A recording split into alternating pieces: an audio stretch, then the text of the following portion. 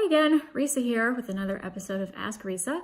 If you watched the earlier videos in this series, you've gotten a good start on planning your wedding. First thing we talked about was picking a general location and time of year to have your wedding. So hopefully you've got that narrowed down to a particular city and maybe a season or a month or even a couple of potential weekends that you're interested in. You also have put together a budget so you know how much money you have to spend on your venue and your catering. Sometimes venue and catering go hand in hand, sometimes they're separate. And you have put together your guest list so you have a rough idea of how many people you're going to invite to your wedding. Now you're ready to start venue shopping.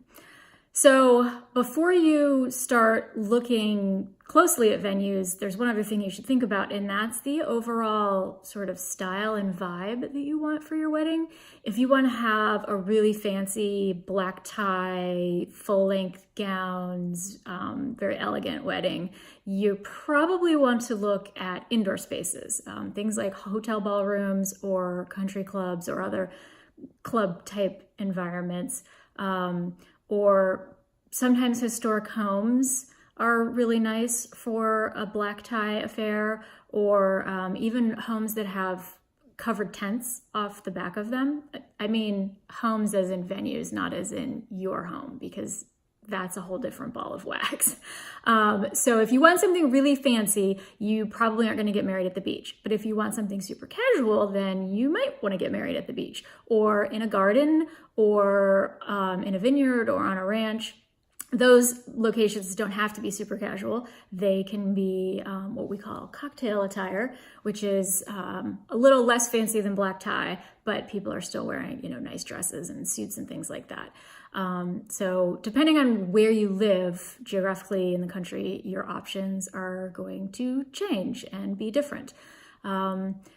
Keep in mind that if you want to have a backyard wedding at your home or your parents' home or something like that, you can absolutely do that. People do it all the time, but it is going to add a lot of extra expenses and logistics to your overall wedding.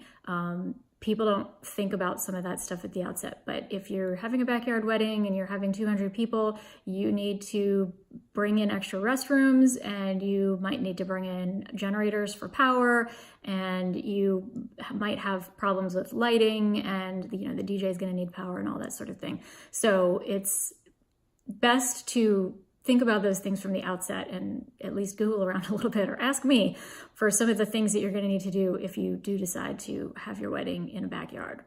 So then once you kind of have a general idea of the type of place you're looking for, then you can start your search. The two biggest concerns are going to be availability and capacity. If you are planning to invite 500 people to your wedding, that is going to limit your options because there aren't that many venues that can handle 500 people. That is a lot of people. But if you have anywhere between 60 and 250 people, your options are pretty much wide open. There's a lot of venues that can handle guest lists of that size. But then availability is your other problem, because some venues do book up a year, sometimes more in advance, which is why I advised you in the first video not to have your heart set on a particular date, because it will make finding a venue a little bit harder for you. The other thing to keep in mind is some venues, usually ones that do their catering in-house, they sometimes have minimum guest requirements, and they're usually higher on Saturday nights than they are on Fridays and Sundays or other days of the week. So they might charge you for 175 people minimum on a Saturday night, where on a Sunday night their minimum is only 125 people. So if you end up with 150 people on a Saturday night, you're paying for 25 meals that no one's eating because you didn't meet the guest minimum, but you still have to pay for it. So that's another important thing to consider when you're looking at your guest list versus the venue and its capacity. So there's a lot of other considerations to take into account, which I will talk about in next week's video, and I will give you some specific questions to ask your venue and things to think about before you actually start making appointments. So tune in for that next week.